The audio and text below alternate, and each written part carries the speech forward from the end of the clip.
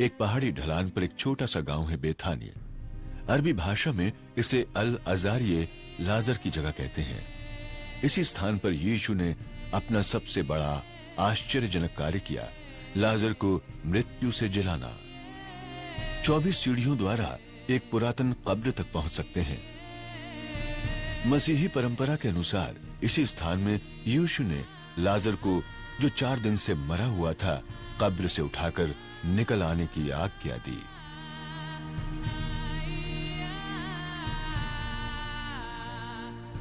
यरूशलेम के निकट पहुंचते ही यीशु जैतून के पहाड़ पर बैतफगे के पास आ गए। उसने 2 चेलों को गांव में ये कहकर भेजा कि वहां पहुंचते ही एक गद्दी बंधी हुई मिलेगी और उसके साथ बच्चा मिलेगा।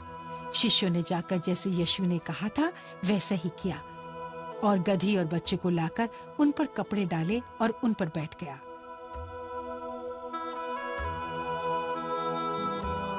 इस तरह यीशु ने यरूशलेम में प्रवेश किया गधी पर बैठकर। तब बहुत से लोगों ने अपने कपड़े मार्ग में बिछाए।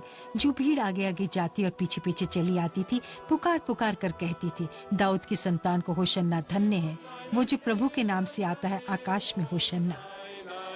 पाम संडे की परंपरा पीढ़ियों से पुराने यरूशलेम में आए तीर्थ यात्रियों के द्वारा मनाई जाती है। कहते हैं कि यीशु जैतून पहाड़ की ढलान से उतरते सुनहरे द्वार, जिसे दया का द्वार भी कहते हैं, से यरूशलेम और फिर मंदिर के बाहरी आंगन में पहुंचे। सुनहरे द्वार के दूसरी ओर 2 महराबे हैं जिन्हें यरूशलेम के मुस्लिम हाकिमों ने बंद करवा दिया था। यहाँ यीशु ने सबको जो मंदिर में लेन देन कर रहे थे निकाल दिया और सराफों के पीढ़े और कबूतर बेचने वालों की चौकियां उलट दी और उनसे कहा कि लिखा है, मेरा घर प्रार्थना का घर कहलाएगा, परंतु तुम उसे डाकुओं की खोह बनाते हो। तब अंधे और लंगड़े मंदिर में उसके पास आए और उसने उन्हें चंगा किया।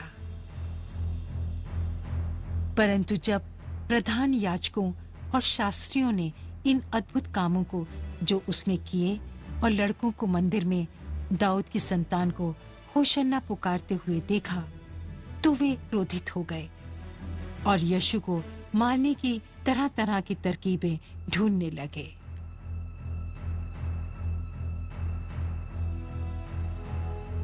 मंदिर को छोड़कर यीशु और उनके शिष्य जैतून पहाड़ की शांति चाह रहे थे। इस पहाड़ की हर जगह पुरानी पुरानी कब्रें पाई जाती हैं। जैतून पहाड़ एक बहुत बड़ा कब्रिस्तान है। कई सदियों से लोग चाह रहे थे कि वे यहीं मंदिर के पास दफन हो जाएं। इन लोगों की आशा है कि न्याय के दिन के सबसे पहले गवाह वे ही बने।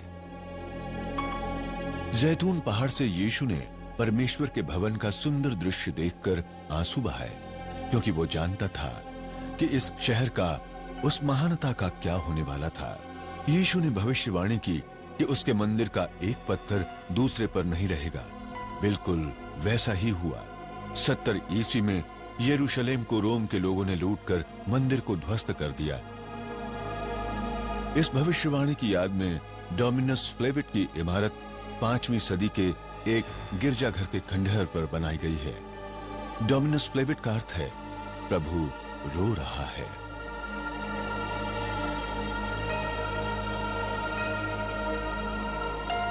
इस स्थान से यीशु अपने जीवन के अंतिम सप्ताह में होने वाली भवितव्यता और कष्टों का सामना किया। एक सप्ताह जो इतिहास को बदलने वाला था। ऐसा सप्ताह जो पीढ़ियों तक मानव जाति के मन में पैशन वीक कहलाया जाएगा। यहूदियों के फसह के पर्व से एक दिन पहले गुरुवार है।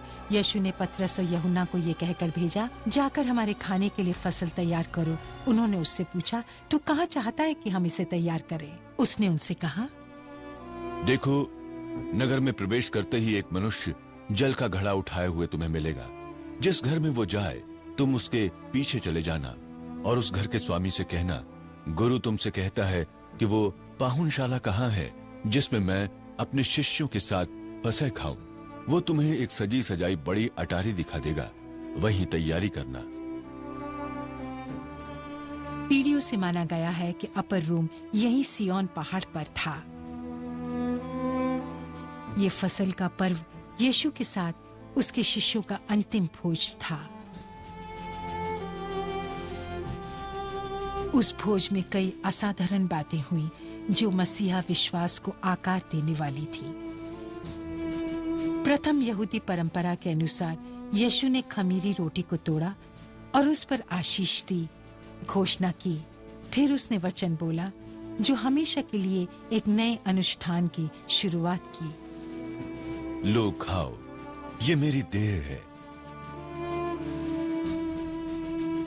फिर उसने कटोरा लेकर धन्यवाद किया और उन्हें देकर कहा, यह वाचा का मेरा वो लहू है जो बहुतों के लिए पापों की क्षमा के निमित्त बहाया जाता है। इस तरह यीशु ने प्रभु भोज का संस्कार शुरू किया।